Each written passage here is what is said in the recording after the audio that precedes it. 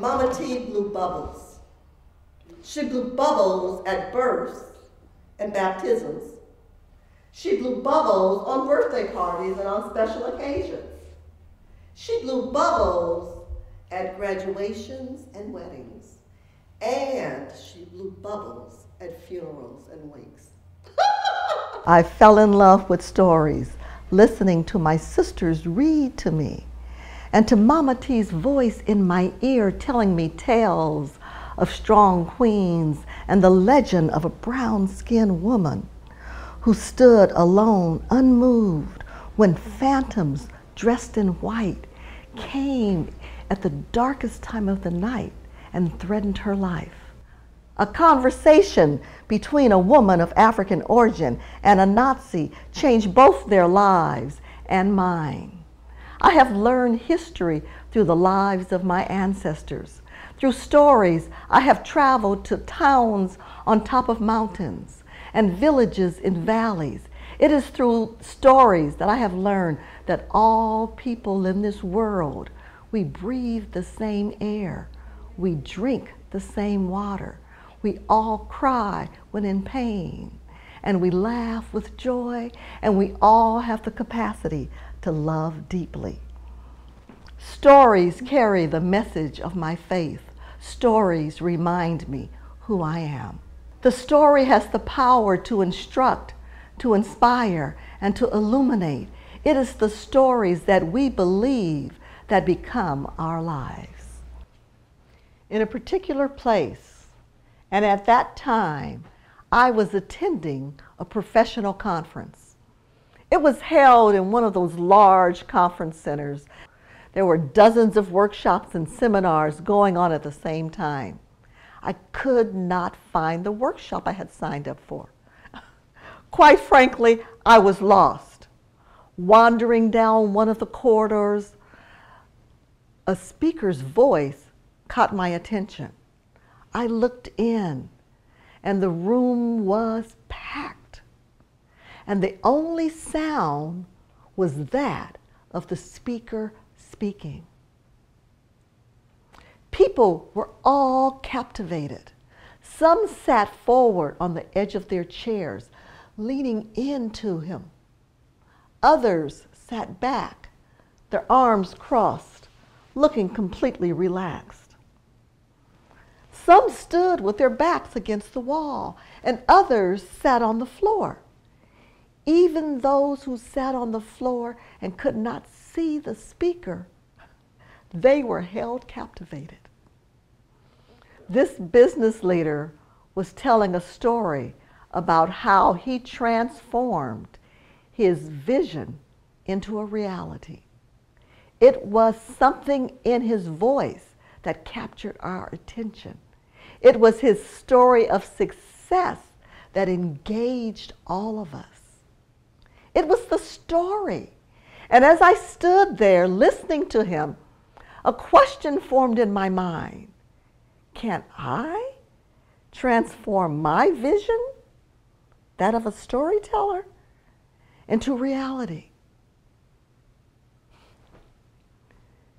At another place and at another time, I listened to the speaker as she told how she changed a system unresponsive to her and to others in her same situation. She said that it took courage to change the system. It is the story. It is the story that the politician uses to connect their constituents to their platform or their position. It is their story of triumph that has others supporting them. It is the story. And it was then that I realized that to transform my vision into reality would take courage. It was summer. It was a different time, and it was a sacred moment. My body was in the sanctuary, but my mind was off somewhere else. The minister was just starting her sermon, and I was thinking about the next thing on my to-do list. That unfinished proposal, getting groceries, cleaning my house, maybe a walk in the sun, when something in the minister's voice caught my attention and drew me in. And I listened to her. She was telling about a time in her life when she was searching for understanding. She was looking for peace. She was telling my story. How did she know? Lisa Muller, in her poem, Why We Tell Stories, says that each of us tells the same story.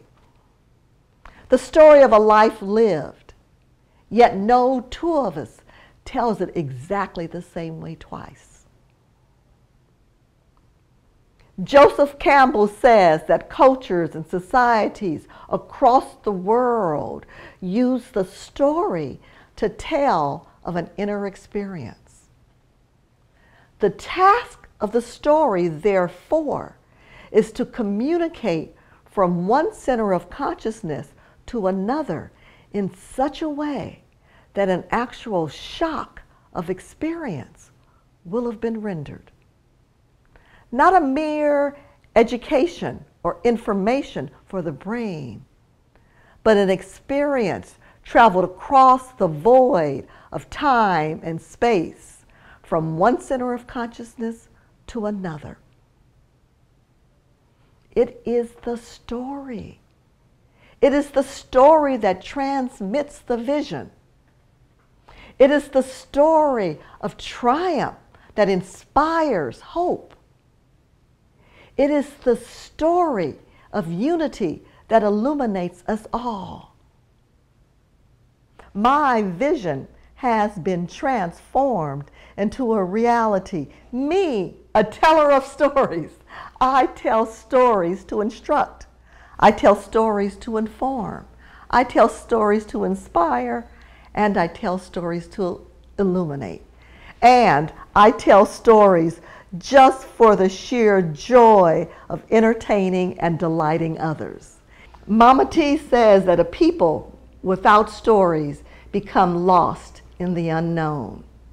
So Mama T told me to come here today to remind all of you, to remind you that you can be and do whatever you want. If Joseph Campbell is to be believed, that stories communicate from one center of consciousness to another in such a way that an actual shock of experience has been rendered, then the story might not be right for all occasions or for everyone. But if there was ever a time and a need to engage people, to inform, to inspire hope, then the story is not the best way. It is the only way.